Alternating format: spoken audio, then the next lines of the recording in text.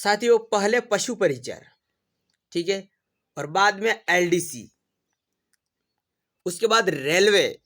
न जाने कितनी वैकेंसी जो है सरकार ने अब की बार हमारे बेरोजगार के लिए, दिव्यांगों के लिए टपका दी है। फिर एक और राजस्थान कर्मचारी चयन बोर्ड जयपुर के द्वारा 26 तारीख को, ठीक है, आज 29 हो गई वैसे, 26 तारीख को 26 फरवरी 2024 को एक और वैकेंसी ला दी है, एक और भर्ती जो है उन्होंने हमारे लिए डाल दी है। अब जरूरत है तो सिर्फ और सिर्फ प्रिपरेशन की। किसकी? प्रिपरेशन की। सबके लिए अपना अपना अलग अलग फंडा है। अगर किसी ने ग्रेजुएशन कर रखी है कि भाई मैंने तो ग्रेजुएशन कर रखी है, मैं क्या करूं, एलडीसी भर्ती उनके लिए पड़ी है ना।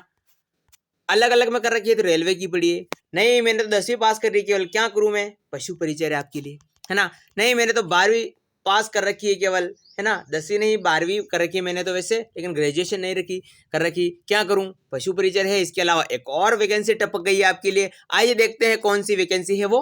राजस्थान कर्मचारी चयन बोर्ड जयपुर के द्वारा आई है ये, ठीक है ना। अगर सीधे शब्दों में कहूं तो ये जो वैकेंसी है वो है स्टेनोग्राफर की, स्टेनोग्राफर की ये जो है वैकेंसी है, जिसे कहते हैं शीघ्र लिपिक निजी सहायक ग्रेड सेकंड संयुक्त सीधी भर्ती 2024, ठीक है ना। एक थी आपके पुस्तकालय लाइब्रेरियन ग्रेड सेकंड, वो अलग है, ठीक है ना। तो ये आपकी जो है वैकेंसी है, 2 विभाग में है। कनिष्ठ सहायक शासन सचिवालय, इसमें भी एलडीसी की जरूरत पड़ रही थी, वो आई आपके। एक अलग राज्य के अधीनस्थ विभाग में, इसमें भी एलडीसी की आई थी और इसमें भी स्टेनोग्राफर की आई है। टोटल पोस्ट है 474, ठीक है। और ये जो है आपके सारा का सारा मामला वही हर बार वीडियो में रहता ही है, आप जानते ही हो। RSSB बोर्ड, राजस्थान कर्मचारी बोर्ड का क्या फंडा है, ये सारा का सारा आप जानते ही हो, है ना। OTR करना पड़ता है, फिर फॉर्म भर दो। अब तो OTR के बारे में आपको बताने की जरूरत नहीं होगी, सबने कर दिया होगा। वन टाइम रजिस्ट्रेशन 400 रुपये है, एक बार फॉर्म जो है भरना पड़ता है, फीस कटवानी पड़ती है, ठीक है। तो दिव्यांगों के लिए कैसे क्या रहेगा इसमें आप जानते हैं, 1% रिजर्वेशन दिया गया है। शीघ्र लिपिक शासन जो सचिवालय है फर्स्ट वाला, अगर इसमें देखें हम दिव्यांगों की अगर बात करें, ठीक है, तो 1% रिजर्वेशन है ही, आप जानते हो ही। BLLV 2 सीटें हैं, HIV की 2 सीटें हैं, LDCB की 2 सीटें हैं और इनकी 2 सीटें हैं। ये सारा का सारा मामला यहाँ पर भी ये 2 सीटें सारा का सारा दिया हुआ इसमें है, ठीक है। इसमें कोई बताने की इतनी आवश्यकता नहीं है, फिर एक और वीडियो के हम माध्यम से ले आएंगे। तो ये सारा का सारा अब हम खास देख लेते हैं क्या कैसा क्या है। ये अपना कोई काम का नहीं है, ठीक है, ये खिलाड़ियों के लिए है। और दिव्यांगजनों के लिए वही 2018 के अनुसार जो भी दिया गया है आपका, कि मैं जैसे कोई BLLV में है तो उसमें ये कैटेगरी आएगी, ब्लाइंडनेस और लो विजन, जिनको कम दिखाई देता है, दिखाई नहीं देता है।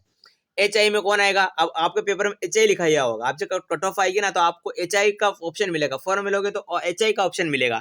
हेयरिंग इंपेयरमेंट में होता है उसका मतलब, पूरा लिखा नहीं होगा, इसका मतलब यही है कि हेयरिंग इंपेयरमेंट, श्रवण बाध्यता, ठीक है ना। LDCP में अब कई भाई ऐसे भी हैं जो पूछते हैं कि मैं किस में आऊंगा, मैं किस में आऊंगा। मैं अब जैसे मस्कुलर डिस्ट्रोफी वाला कोई भाई है, किसी का लिख रखा है AAV, अब इसका मतलब क्या होता है, मैं किस में आऊंगा, है भाई, ऐसा होता है ना। तो इसका मतलब होता है एसिड अटैक विटामिन, ये वाला, ये भी LD में ही आएगा। ये जितना भी नाम लिख रखे ना, ये सारा का सारा, ये सारा LD और CP में ही आएगा, एक ही category. Autism, intelligent disability, specific learning, mental disability, ठीक है। इसमें से अगर किसी भी चारों में से अगर किसी के मिक्स है तो ऑटोमेटिक 5वीं कैटेगरी बन जाएगी, लोकोमोटर डिसेबिलिटी कहते हैं,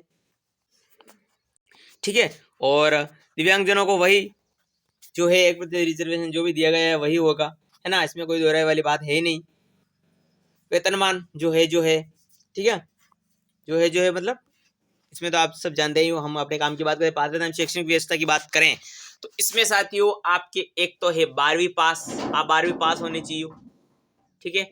योग्यता की अगर हम बात करें, क्वालिफिकेशन बात करें, 12वीं पास के अलावा कंप्यूटर कोर्स होना चाहिए। अब कंप्यूटर कोर्स अगर मैं कम से कम मानूं, कम से कम कंप्यूटर कोर्स होता है RSCIT, अब इससे छोटा तो कोई कंप्यूटर कोर्स होता ही नहीं है, RSCIT होना चाहिए, 12वीं प्लस RSCIT अगर आपके पास है। इसके अलावा एक और मुद्दा आ जाता है आपके सामने, भाई CET वाला, कि भाई उस LDC में तो CET थी, इसमें CET नहीं है, इसमें CET नहीं है, इसमें CET है ही नहीं भाइयों, CET से बाहर है ये भर्ती, ठीक है। ओके साहब। और वही टाइपिंग का कार्य इसमें होगा, है ना।